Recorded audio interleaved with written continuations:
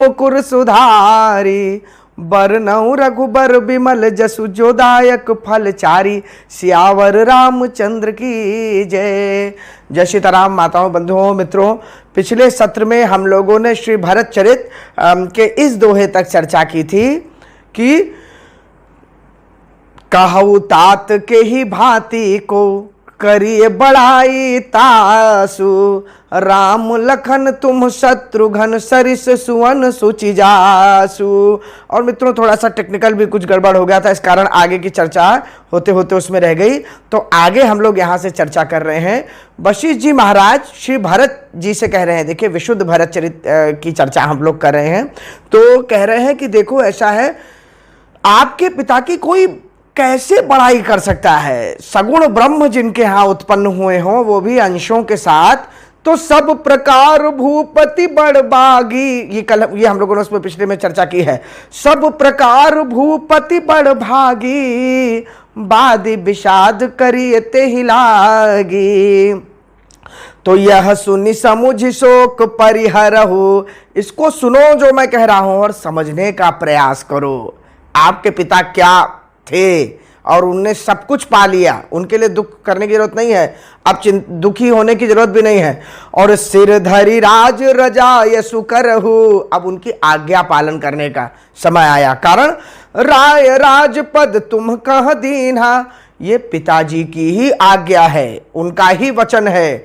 आपको राजपद वो दे करके गए हैं, तो पिता वचन फुर चाहिए कीन्हा। अब यहाँ पे उपदेश के साथ नीति की बात कह रहे हैं वशिष्ठ जी कि देखो होना तो यही चाहिए, पिता के वचन को पुत्र को मानना चाहिए। एक तरफ तुम्हारे बड़े भैया श्री राम अपने पिता के वचन को निभाने के लिए 14 वर्ष वनवास चले गए, और तुम पिता के वचन को नहीं निभाओगे तो समाज में क्या संदेश जाएगा भरत, ये तो बताओ। पिता के वचन को पुत्र को मानना चाहिए, और वो भी इतना महत्वपूर्ण वचन। हम लोगों ने पिछले में चर्चा की कि तजे राम जेहि बच नहीं लागी। अरे जिस वचन के कारण अपने प्राणों से प्यारे पुत्र श्री राम को उन्होंने त्याग दिया। विश्वामित्र जी भी राजा दशरथ जी के पास आए थे तो उन्होंने कहा था, राम देत नहीं बनई गोसाई, सब सुत प्रिय मोहि प्राण की नाई। कुछ भी मांग लो, राम जी को नहीं दे सकता। बस राम मेरे कैकेयी माता के सामने चरणों तक पे गिर गए थे, राजा जी मांगू मात अब ही देऊं तो ही, राम बिरह जनि मारे सी मोही। हर बच्चा जानता था कि श्री राम से चक्रवर्ती सम्राट राजा दशरथ जी कितना प्रेम करते हैं। उस बात को वशिष्ठ जी कह रहे हैं कि सोचो वचन कितना महत्वपूर्ण होगा कि अपने श्री राम को भी उन्होंने जिसके लिए त्याग दिया। तजे राम जेहि बच नहीं लागी, और तनु परिहरे राम बिरहागी।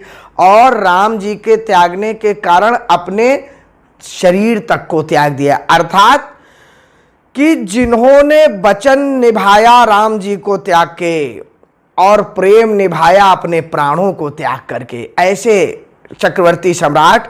लेकिन धर्म और प्रेम की बात में उनको धर्म सर्वोपरि, धर्म निभाना प्राथमिकता धर्म के लिए थी, इसलिए वचन निभाया, प्रेम को दूसरे नंबर पे रखा।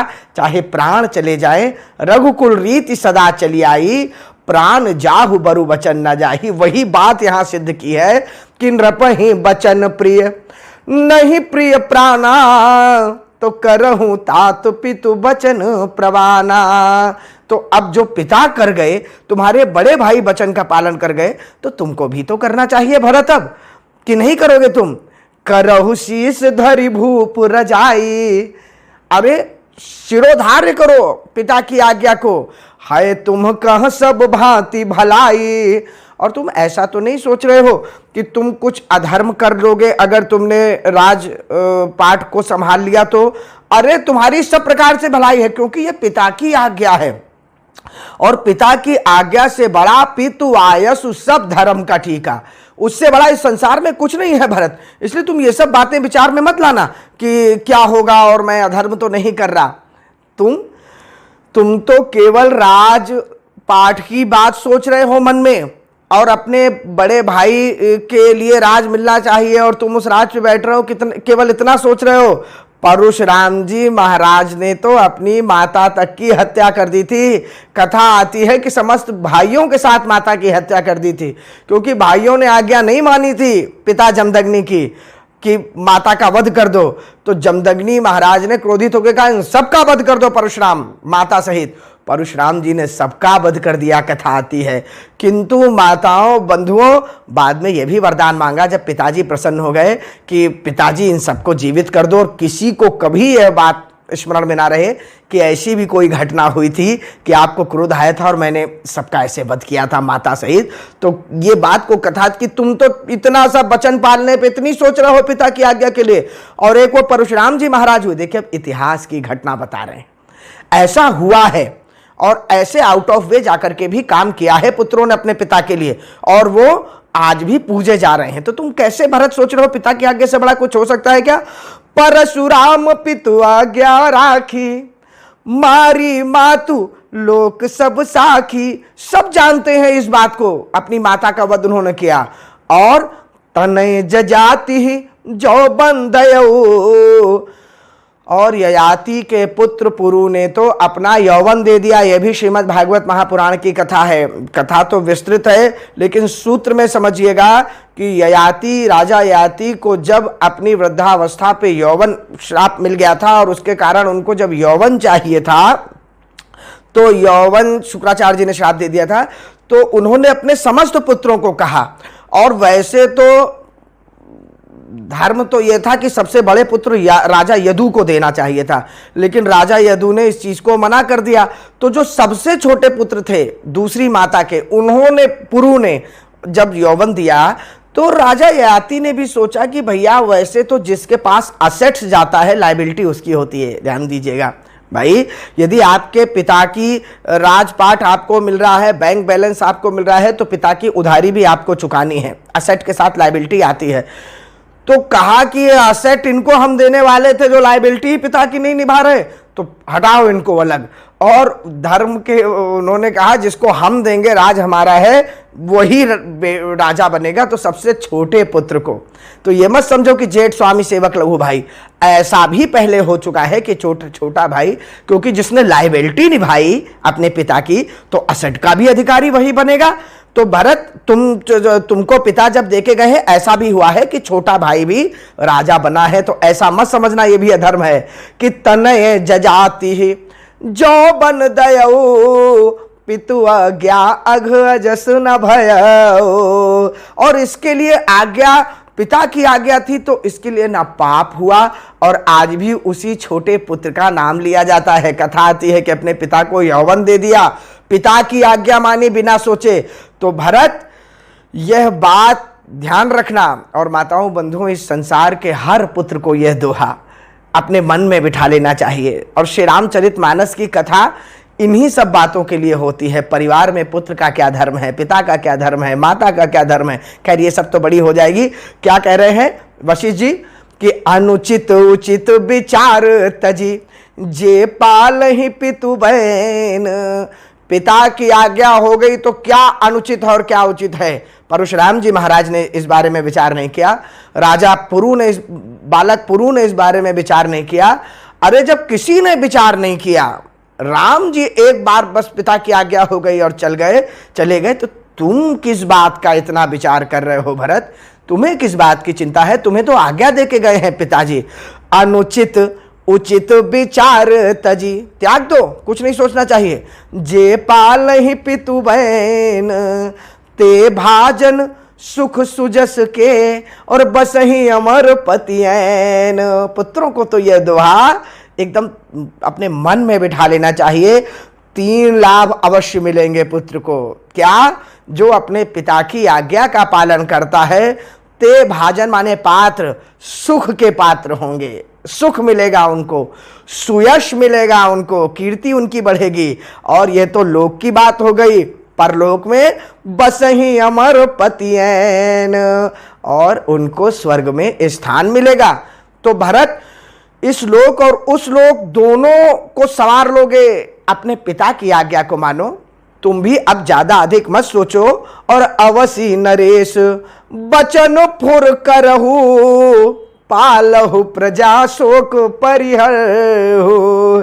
इसलिए प्रजा का पालन प्रारंभ करो, पिता की आज्ञा को सत्य करो, उनके वचन को, और बैठो आगे की वो किया जाए।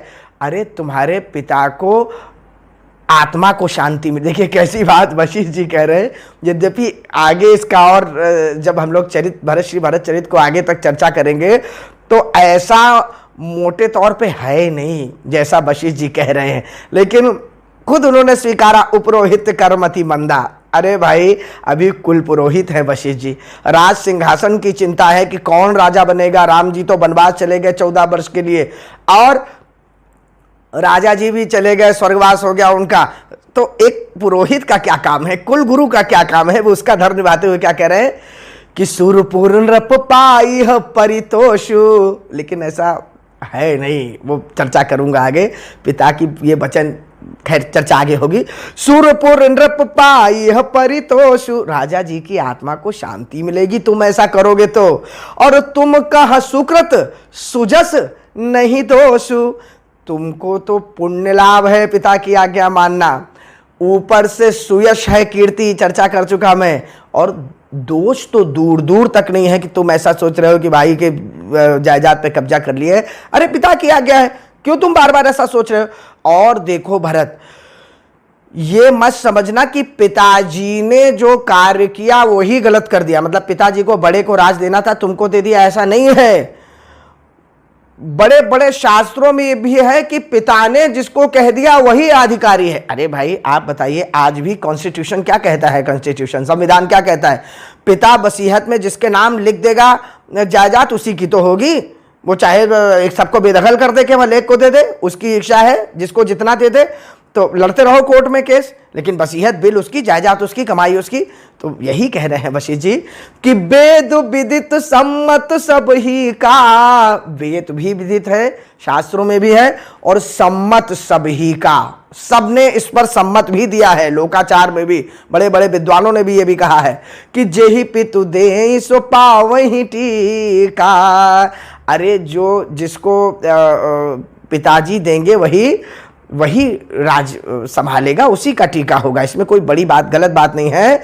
तो सुरपुर नृप पाई परितोषु, तुम कह सुजस सुकृत नहीं दोषु, वेद विदित सम्मत सब ही का, जेहि पितु दे सो पावहि टीका, करहु राज परिहरहु गलानी, मानहु मोर बचन हित जानी। अब अपनी बात भी कह रहे हैं, सबकी बात तो है ही है।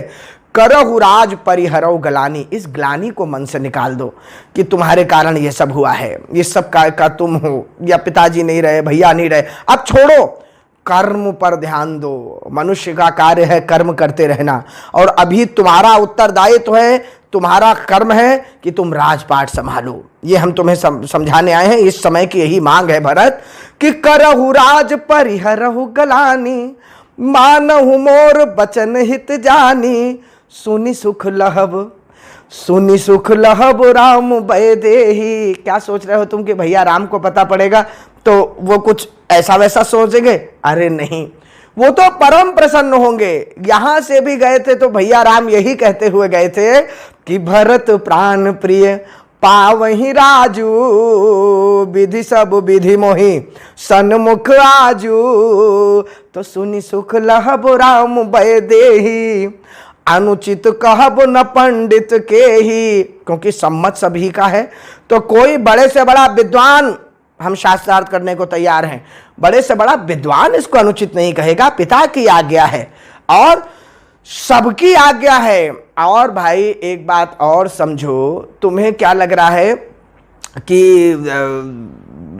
इससे कुछ गड़बड़ हो जाएगा? तो एक और बात सुनो, माता कौशल्या भी दुखी नहीं होंगी अगर तुम राम जी के लिए, कि राम जी तो मेरे भोले हैं, भैया तो मुझसे प्रेम करते हैं, अब वो तो चाहे भरत राजा बन रहा है यही उनके लिए बहुत है। लेकिन ऐसा नहीं है, माता कौशल्या भी इससे प्रसन्न ही होंगी, उनको कोई दुख नहीं होगा। कौशल्यादि सकल महतारी, तेउ प्रजा सुख होई सुखारी, क्योंकि पालहु प्रजा शोक परिहरो। प्रजा दुखी है, राजा के बिना प्रजा की व्यवस्था नहीं हो रही है, और माता को अभी इस बात की चिंता अधिक है। देखिए, बिल्कुल ये तो नहीं कहा, और माता कौशल्या का नाम लिया, कैकेयी और किसी माता का नहीं लिया, क्योंकि भरत जी कौशल्या माता के नाम से तो एक बार मान जाते। तो कौशल्यादि सकल महतारी, तेव प्रजा सुख हो ही सुखारी।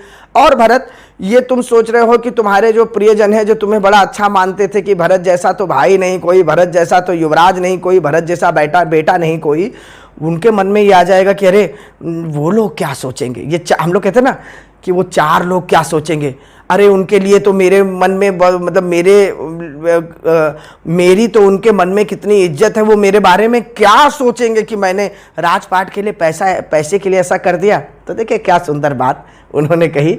मैं कई बार कहता हूँ, यहाँ पे सूत्र में कहूँगा कि माताओं बंधुओं, जब आपका कोई अकारण निंदा हो, अकारण, कारण के साथ नहीं, अकारण कहीं कोई आपकी बदनामी होने लग जाए, अकारण, यद्यपि सबको चिंता इस बात की होती है, अपनी बदनामी से हर व्यक्ति डरता है, लेकिन अकारण होने लग जाए तो एक बात का मन में संतोष अवश्य रखिएगा कि जो नहीं जानते आपको, उनके सामने यदि आपकी बदनामी जा रही है तो क्या फर्क पड़ना है, वो तो वैसे ही आपको नहीं जानते कि आप वास्तव में हैं क्या ना। उनके सामने तो किसी की भी जाती तो उनका तो यही काम ही है, आनंद लेना बदनामी में, निंदा रस का आनंद लेना किसी की। तो उनके सामने गई भी तो क्या होना है, कौन सा, वो आपको बहुत सम्मान कर रहे थे पहले, तो जानते भी नहीं थे।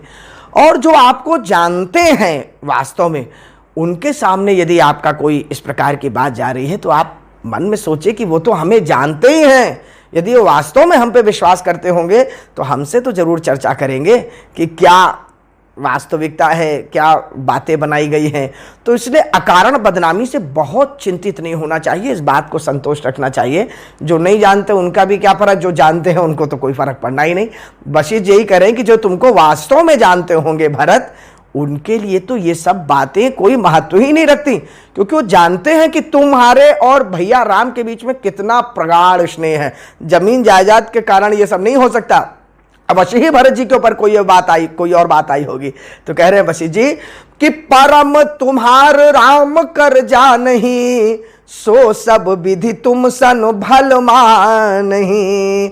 जो तुम्हारे और भैया राम के बीच में वास्तविक प्रेम जानते हैं, वो तुम्हारे परम प्रिय हैं, वो सब जानते हैं, वो तो सब विधि तुम सन भल माने हैं। वो तो तुम्हारा भला, तुम्हें जो जानता है वो तुम्हारे बारे में बुरा सोच सकता है क्या भरत? तो इसलिए ऐसा सोचो ही मत।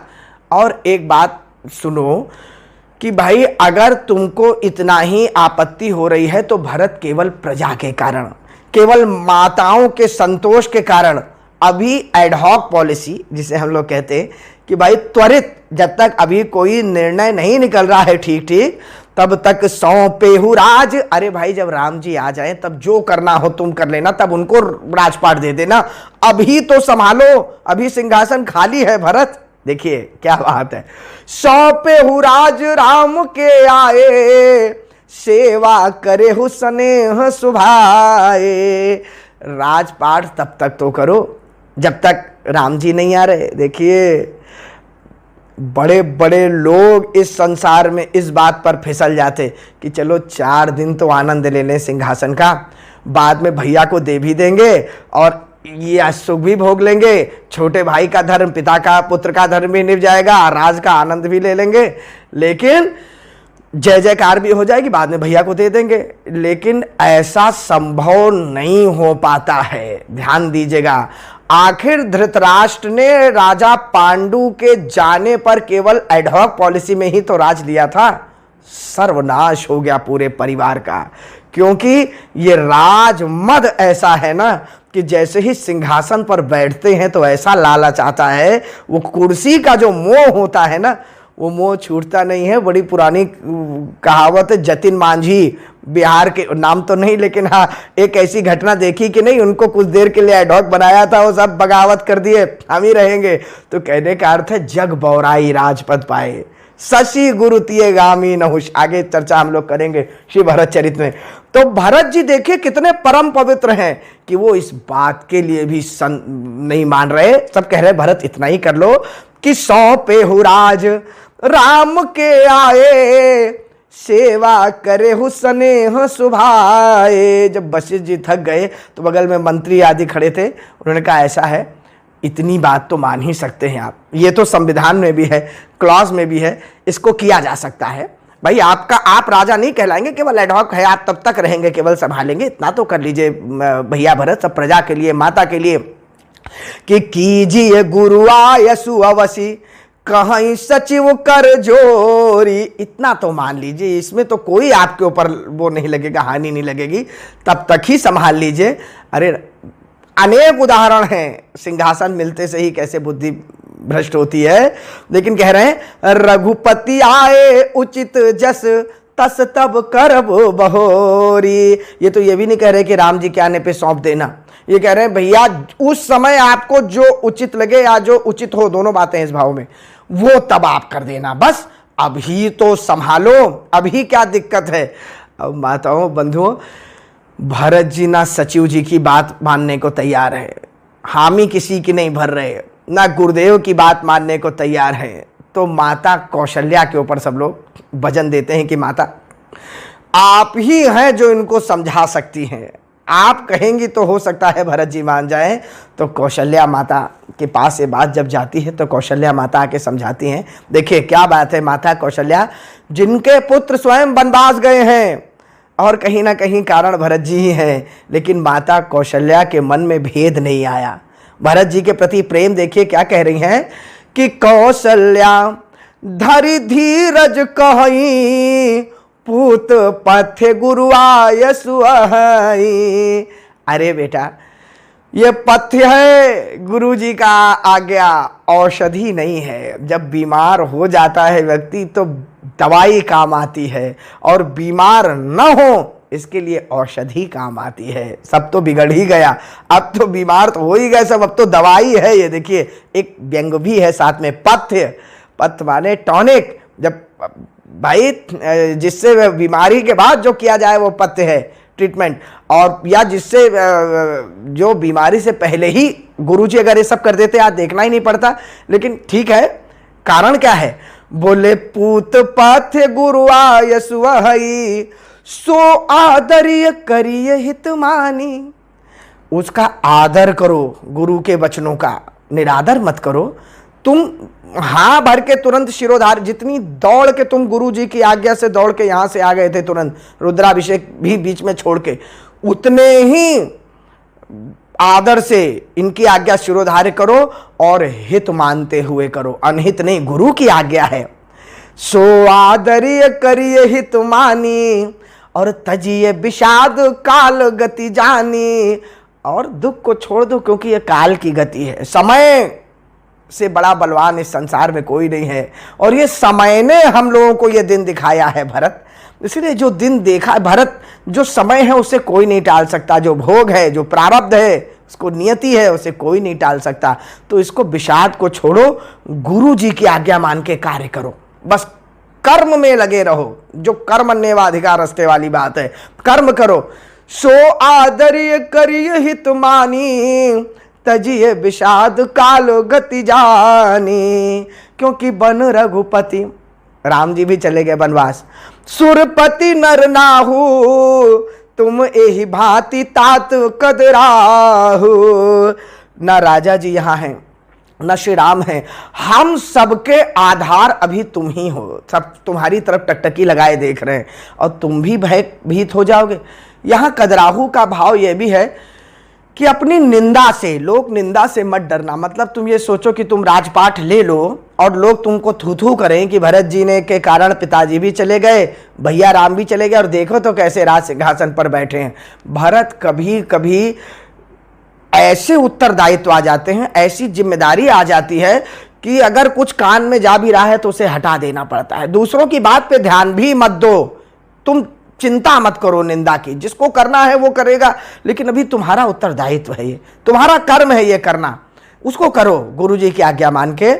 तुम एहि भांति तात कदराहो, क्योंकि परिजन प्रजा सचिव सब अम्बा, तुम ही सुत सब कह अवलंबा। चाहे ये परिजन हो, चाहे प्रजा हो, चाहे मंत्री हो, मंत्रियों को आदेश कौन देगा प्रजा की भलाई के लिए, चाहे हम सब माताएं हों, सबका आधार तुम हो, सबके अवलंब तुम हो। अभी सब जिनके ऊपर टिके हैं वो तुम हो भरत, अभी और कोई नहीं है यहाँ पे। तुम क्यों इतना भयभीत हो रहे हो? हम तो तुम्हारे भरोसे हैं सब लोग, और तुम ही डर जाओगे तो कैसे चलेगा भाई। परिजन प्रजा सचिव सब अम्बा, तुम ही सुत सब कह अवलंबा। लखी विधि बाम काल कठिनाई, धीरज धरहु मातु बलि जाई। फिर वही बात माता कौशल्या ने कही, बार बार एक ही बात को कह रही है वो, कि समय विपरीत है, काल कठिन है, समय कठिन है, और जब कठिन समय हो, विपरीत समय हो, तो सबसे पहले धीरज धरो। धीरज धर्म मित्र अरुणारी, आपद काल परखी हैं चारी। धैर्य धरो, यही सबसे अभी आवश्यक है भरत। अभी मत घबराओ, धैर्य, समय अच्छा आएगा, प्रतीक्षा करो। अभी धैर्य धर के जो कहा जा रहा है केवल वो करो, हो सकता है बाद में समय अच्छा आ जाए। तो लखी विधि बाम काल कठिनाई, धीरज धरहु मातु बलि जाई। तो गुरु के बचन सचिव अभिनंदनु, सुने भरत हित जनु चंदनु। देखिए माता कौशल्या कहती हैं, भरत तुम इतना कर लो केवल कि सिर धरि गुरु आयसु अनुसर हो। केवल गुरु जी की आज्ञा मान लो, ना आगे सोचो ना कुछ पीछे सोचो। ये मत सोचो कि पिताजी का वचन था कि वो सब हुआ। गुरु जी अभी कह रहे हैं ना, केवल सिर धरि गुरु आयसु अनुसर हो, प्रजा पाली परिजन हित कर हो। और प्रजा का पालन करो, जो एक राजा का धर्म है। तो गुरु के वचन और सचिव अभिनंदनु, सुने भरत। अब एक बात यहां ध्यान दीजिएगा, भरत जी राजा बने इसमें सबका सम्मत है, कोई बचा नहीं है जो राजा बनने के लिए सम्मत के साथ साथ जिद भी नहीं किया हो, रिक्वेस्ट ना किया हो, अभिनंदन ना किया हो। हर एक व्यक्ति ने, ये नहीं कोई कह रहा कि ना बने, हम चाहते हैं कि ना बने, हर व्यक्ति चाह रहा है। तो भी देखिए, इसे यही भक्त का वो है भरत जी। क्यों? इसलिए आज भरत जी की कथा होती है। यहाँ लोग ना बनने के लिए भी जिद पकड़ के और हम सिंहासन पर बैठेंगे हो जाते हो। देखिए भरत जी को, तो गुरु के वचन सचिव अभिनंदनु, सुने भरत ही हित जनु चंदनु। और सुनी बहोरी मातु मृदुबानी, सील स्नेह सरल रस सानी। दूसरी तरफ माता का भी उसमें शील है, स्नेह है और सरल वाणी है, बनावटी नहीं है कि अंदर से नहीं चाहते हैं कि बने राजा और ऊपर से कह रहे बन जाओ, अब सब कह रहे हैं तो मुंह चेहरा अलग दिख रहा। नहीं, सरल सरल, जो अंदर है वही बाहर है। तो जब माता को भी ऐसा कहते हुए सुना भरत जी ने कि माता धन्य हो आप, अरे इस संसार में आपको सबसे अधिक दुख देने वाला यदि कोई प्राणी है तो वो मैं ही हूं, मेरे कारण ही ये सब हो रहा है माता। आपका सुहाग भी उजड़ गया और आपका पुत्र भी चला गया। माता केकई का तो केवल सुहाग उजड़ा है, आपका तो सुहाग और पुत्र दोनों चले गए, लेकिन उसके बाद विवाह। माता आप मेरे लिए इस प्रकार की बात अपने मन में सोच रही हैं, धिक्कार है मेरे ऊपर। ये सोचकर भरत जी और दुखी हो गए कि सानी सरल रस मातु बानी, सुनी भरत व्याकुल भये। व्याकुल हो गए भरत जी महाराज ये बात सुन करके कि क्या कहूं अब माता को मैं, इतना प्रेम और मेरी तरफ से इतनी कृतज्ञता, मैं ही तो कारण हूं। लोचन सरोरु स्रवत सींचत बिरह उर अंकुर नए। और अपने लोचन रूपी कमल से सींच रहे हैं वो, विरह रूपी लोचन सरोरु स्रवत सींचत बिरह उर अंकुर नए। हृदय में जो विरह रूपी बीज है ना, वो अंकुरित हो रहा है, उस पर जल सींचा जा रहा है और वियोग भगवान का याद आ रहा है और दुखी हो रहे हैं। तो सो दशा देखत समय ते ही बिसरी सब ही सुधि देह की। जितने लोग थे वहां, जब भरत जी का इस प्रकार व्याकुलता देखी, इस प्रकार रोना देखा, तुलसी सराहत सकल सादर, शिव सहज स्नेह की। गोस्वामी जी भी कह रहे हैं कि वाह, ऐसी सहज स्नेह की सीमा भरत जी ही हो सकते हैं। केवल भरत जी का श्री राम के प्रति सहज स्नेह था, बनावटी स्नेह नहीं था, जबरन स्नेह नहीं था, सहज स्नेह था। कह रहे हैं कि वाह, ऐसी सीमा हो सकती है सहज स्नेह की। राजपाट के लिए भी नहीं सोच रहे भैया भरत, आज श्री राम के बारे में सोच रहे हैं, माता को देख के व्याकुल हो रहे हैं। तो तुलसी सराहत सकल सादर, शिव सहज स्नेह की। तो अब भरत जी ने बोलना शुरू किया। ध्यान दीजिए, अभी तक तो सबकी सुनी उन्होंने, एक एक की बात सुनी। अब क्या भरत जी महाराज ने माताओं बंधुओं उत्तर दिया है प्रेम से। इसीलिए कहा जाता है कि भरत हंस रविवंश तड़ागा, हंस है वो, जन्म कीन गुण दोष विभागा। तो भरत जी का बोलना विनम्रता के साथ, अब सबको प्रेम से उत्तर देते हुए क्या कहते हैं, भरत कमल कर जोरी, धीर धर्म धुरंधर धीर धरी, और बचन अमीय जनु बोरी। अमृत रूपी बचन सबको जैसे अमृत में बोर दिए हों बचन को, देत उचित उत्तर सब ही। सबको उत्तर तो देंगे अभी वो, लेकिन उचित उत्तर दे रहे हैं, अनुचित उत्तर नहीं दे रहे। पहली बात तो बड़ों को उत्तर देना ही अनुचित है, लेकिन गोस्वामी जी कह रहे हैं कि यहां पे भरत जी का उत्तर देना ही उचित है। ध्यान दीजिए, आज भरत जी सबको उत्तर देंगे, लेकिन इतने उचित शब्दों में कह रहे हैं। प्रारंभ करते हैं, भरत जी कहते हैं सबसे पहले गुरुदेव को प्रणाम करके, गुरुदेव क्या उपदेश आपने दिया। ऐसा उपदेश, पिता के वचनों को पालन करना, इससे बड़ी तो कोई बात नहीं।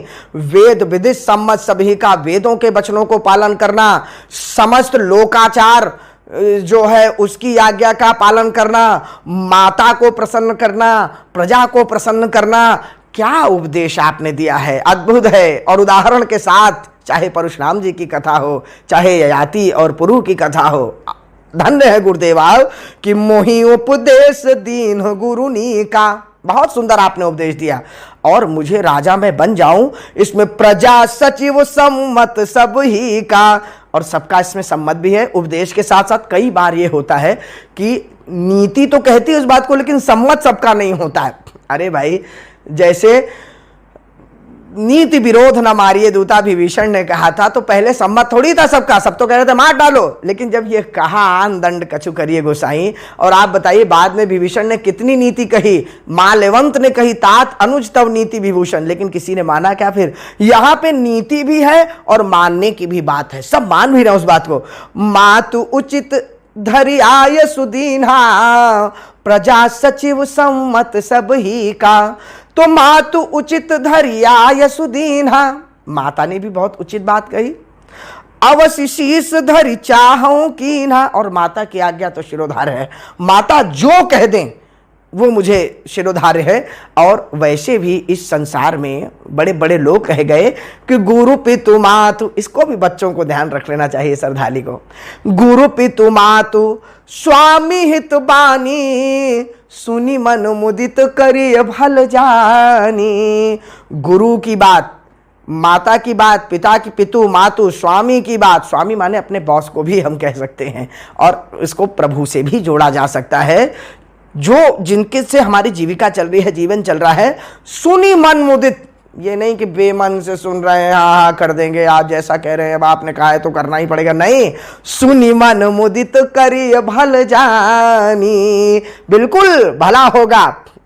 गुरु पितु मातु स्वामी सिख पाले, चले ही कुमग मग पर ही न खाले। तो उसी प्रकार से जो कहें उसको प्रसन्नता से कर सुनना भी चाहिए, और अच्छा ही होगा ये विश्वास करके करना चाहिए। तो गुरु पितु मातु स्वामी हित बानी, सुनी मन मुदित करिए भल जानी। लेकिन उचित की अनुचित किए विचारू, ये तो क्या सुंदर बात भरत जी महाराज ने कही है माताओं बंधुओं। इस पर तो कभी और यहाँ तो सूत्र में चर्चा हुई, मंच मंच पे उदाहरण के साथ चर्चा होती है। उचित की अनुचित किए, उचित तो यही है मातु उचित धरि आयसु दीन्हा, उचित तो यही है आज्ञा शिरोधार्य करनी चाहिए, गुरु पितु मातु स्वामी हित बानी। और अनुचित है ना मानना, ना, लेकिन उचित की अनुचित किए विचारू, धर्म जाई सिर पातक भारू। ज्यादा उचित और अनुचित के चक्कर में पड़ेंगे ना तो धर्म भी जाएगा और पातक भी पड़ेगा। माताओं बंधुओं, हमारा कर्मकांड, एक उदाहरण बस सूत्र में समझ लीजिए, हमारा कर्मकांड इतना जटिल है कि अरे भैया, यदि मस्तक भी किसी और दिशा में रख के सो गए ना तो उसमें भी कोई ना कोई दंड है, उसमें भी कोई पाप है। भोजन भी यदि थोड़ा अलग तरीके से कर लिया तो उसमें भी कुछ ना कुछ नई बात है। तो इसलिए जितना सोचोगे, जितना सुनोगे, उतना पाप पड़ेगा। तो कहा इससे ज्यादा चक्कर में ही नहीं पड़ना चाहिए भैया, सूत्र में है। इससे तो बहुत सुंदर बात जीवन जीने की भरत जी ने बताई है। कह रहे देखो महाराज, ऐसा है कि आप सब लोग तो मुझको सबसे सरल सीख दे रहे हैं। तुम तो देव सरल सिख सोई, जो आचरत मोर भल होई। आप लोग तो इससे सरल सीख क्या होगी कि चुपचाप जाके सिंहासन पे बैठ जाओ, पिता की आज्ञा है, गुरुदेव की आज्ञा है। इससे सरल सीख कुछ हो सकती है? और केवल आज्ञा माननी है मुझे, अपनी तरफ से कुछ नहीं सोचना। जो आचरत मोर भल होई। लेकिन बात दरअसल ये है कि ये मेरे बस की नहीं है। तुम तो देव सरल सिख सोई, जो आचरत मोर भल होई। यद्यपि यह समुझत हऊनी के, तदपि होत परितोष न जी के। मैं बहुत अच्छे से समझता हूं कि आप लोग जो कह रहे हैं मेरे लिए इससे भला कुछ नहीं हो सकता, लेकिन ये मन नहीं मान रहा, मेरा मन को संतोष नहीं हो रहा इस बात से। आपकी हर बात समझ रहा हूं मैं, लेकिन जैसे जब कोई संसार से चला जाता है ना, तो गीता में क्या गलत लिखा है सब तो सही लिखा है। व्यक्ति जानता भी है, समझता भी है, लेकिन मन नहीं मानता, संतोष नहीं होता, भावना प्रधान है। भरत जी कह रहे हैं सब कुछ शास्त्र सम्मत है, लेकिन तदपि होत परितोष न जी, मुझे नहीं मन मान रहा। तो बोले तो तुम क्या कहना चाहते हो, तुम्हारा मन किस पे मानेगा? तो भरत जी ने कहा ऐसा है, देखिए अब तुम विनय मोरी सुनी ले हो, मोहि अनुहरत सिखावन देव। अरे भैया, पिता की आज्ञा, गुरु की आज्ञा, माता की आज्ञा मानना सबसे सरल है, सबसे उचित है, भलमानी। लेकिन हैसियत के हिसाब से आप बताइए ना, मेरी औकात नहीं है ये आप लोगों के लिए सरल होगी, मेरे लिए तो इससे कठिन। मोहि अनुहरत, मेरे अनुसार आज्ञा दो जो मैं कर पाऊं। अब ये मेरे बस के बाहर की बातें आप लोग कह रहे हैं, आपके लिए सरल होंगी, मेरे लिए तो ये सरल नहीं लग रही भैया।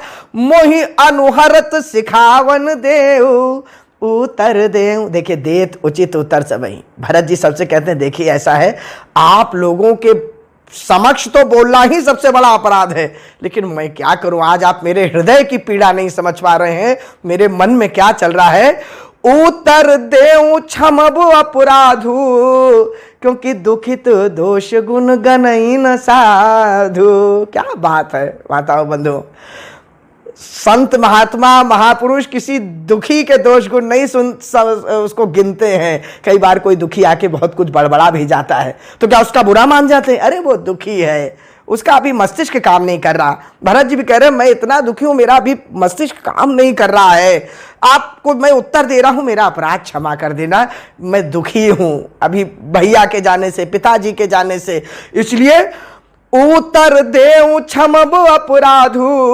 दुखित दोष गुण गनई न साधु। पितु सुरपुर सिय रामो बन, करन कहो मोहि राजू। माता ने कहा ना, बन रघुपति सुरपति नर नाहु। सब इसी बात की दलील दे रहे हैं। अरे प्रजा का क्या होगा, परिजनों का क्या होगा, माता का क्या होगा? तो भरत जी कह रहे हैं सुनो, पितु सुरपुर सिय रामो बन, करन कहो मोहि राजू। एहि ते जानहु मोर हित, कयापन बड़काजू। एक बात बताइए, मैं राजपाट संभाल लूंगा तो सुनी मन मुदित करिए भल जानी, इससे आप मेरा हित, पहले इस बात को क्लियर करिए। आप एक तरफ आप कह रहे हैं भरत जी आपका भला है, आपका भला है, आपका भला है, और दूसरी तरफ कह रहे हैं प्रजा का भला है, माता का भला है, परिजनों का भला है। तो पहले मुझे यह क्लियर करिए कि इसमें प्रजा का भला है कि मेरा भला है? दोनों में से पहले ये क्लियर करिए, क्योंकि यदि मेरे भले की बात करें तो भरत जी आगे कहेंगे, इसको हम लोग अगले सत्र में चर्चा करेंगे। आप लोगों से एक ही निवेदन है कि जो वास्तव में श्री रामचरितमानस के प्रेमी हो, श्री भरत चरित सुनने के वो आपको लगे कि उनको, तो इसको आगे अवश्य बढ़ाइएगा, तभी ये सब करने का और करने की सार्थकता है। माताओं बंधुओं, जो समय मुझे मिलेगा आपको इसके आगे का भाग भी मैं डालूंगा, लेकिन यही निवेदन कि राम भक्तों तक, श्री राम कथा प्रेमियों तक अवश्य इस सबको पहुंचाए। अब मैं क्या कह रहा था, भरत जी ने यह प्रश्न यहां दागा, इसके आगे चर्चा होगी। उनका एक बात बताओ, आप मेरा हित ये सब कर, मेरे हित के लिए इतना सब आप कथा कहानी सुना रहे हैं कि अपने बड़ काज के लिए, कि सिंहासन पर कोई बैठ जाएगा तो कम से कम सिस्टम चलने लग जाएगा? दोनों में से क्या आप करना चाह रहे हैं? पहले ये बात आप मुझे स्पष्ट कर दीजिए। मेरा हित है तो मेरे हित का ये पक्ष है, प्रजा का हित है तो प्रजा के हित का ये पक्ष है। दोनों पक्ष की चर्चा अगले सत्र में होगी। इसी के साथ सबको जय सीताराम बोलिए।